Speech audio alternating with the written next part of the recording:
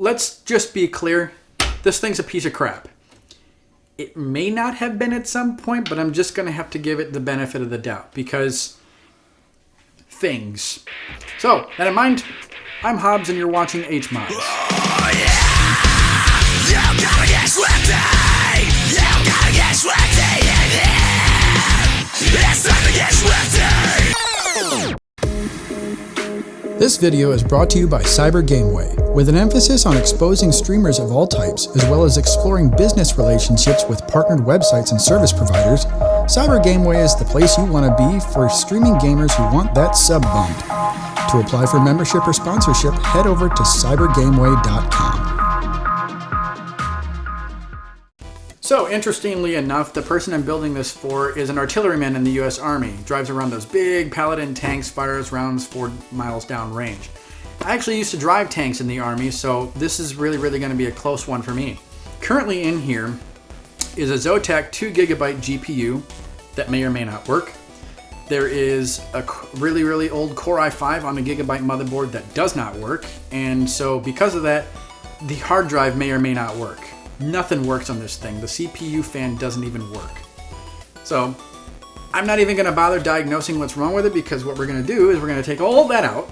We're going to put in this nice Steel Legend motherboard, a new Ryzen CPU, power supply, RAM, SSDs, the whole works. I am, however, keeping the case because I like it a lot and I really think I can make it look cool.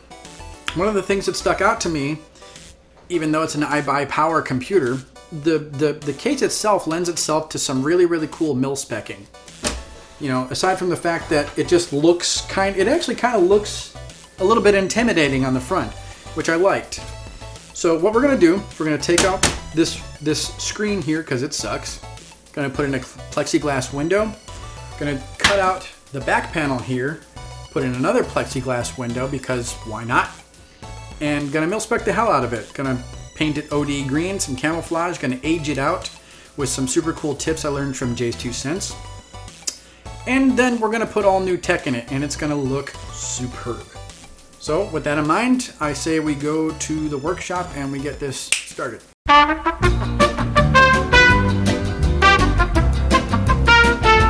So I've dubbed this project codename Tango. Yes, I thought of that before. So what we're going to do right now is pull all of this off. This is thankfully going to be easy, some of it. Unfortunately, the last project broke my drill, so I'm going to have to grind out every single one of the rivets on this thing. Not a big deal until I get another drill, but it'll be tedious. Looking inside this thing, you wouldn't really think that it was a bad computer off the mark, except when looking at this. The power supply, it's got a nice set of watts on it, but it's a crap brand. And as I said, this thing, like, it'll power on, but the CPU fan cooler won't run, which suggests to me that there's something not stirring the pot on the motherboard. And I know this because when I actually did a test run on it, it wouldn't even get to the BIOS. So, as I said, we're going to be tossing most of this out. But this might still work. I might actually do some testing with this. And if it does work, I might just be able to sell it and stuff, because it's completely useless for anything I'm going to be doing in the future. So let's get to it. Let's pull everything out. Grinding the thing out, grinding all these rivets out is going to be a bitch. It is not going to be fun. So one thing I neglected to mention beforehand is the GPU that's going into this is another RX 580, because as I said in the Commander build, it's a very solid platform. It's got just about everything you're going to need.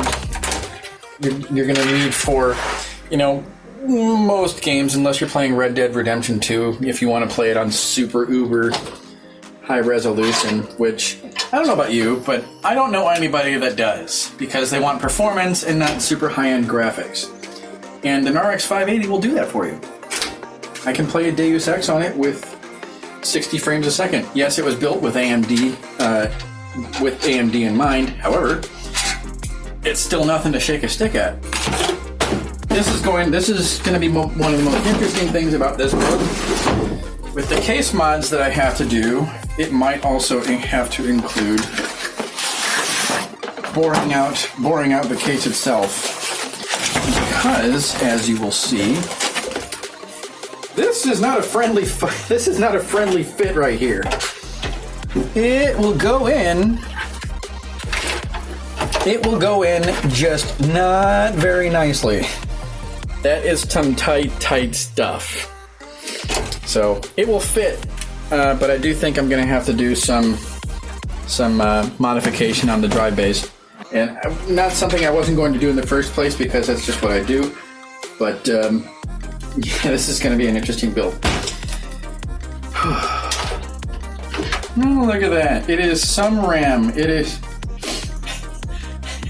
I didn't even notice this before. 1333 RAM.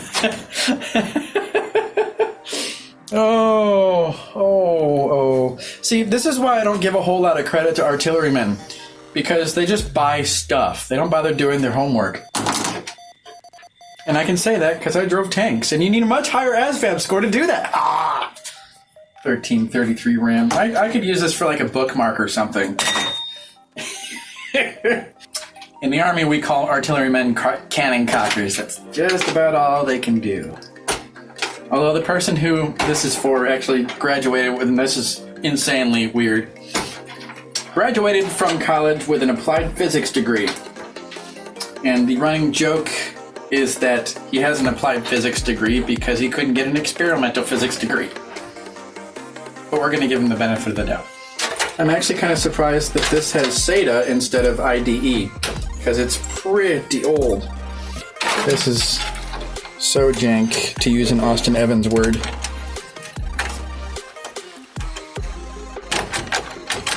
Let's see how the CPU looks. I bet he never even thought to remount. Oh, well, that's actually not that bad.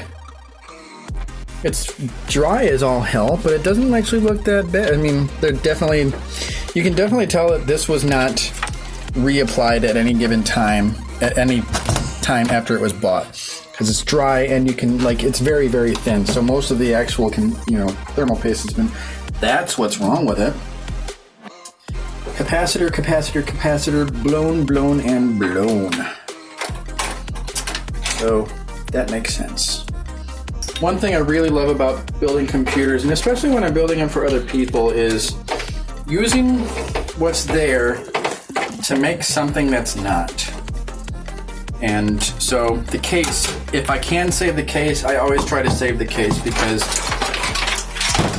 if you bring in a car to an auto shop and it's a bit dented up and the insides are crap, but you got the money to fix it up and make it, it's like restoring an old muscle car. You want to keep the body as original as possible, but maybe do something nice and shiny with it.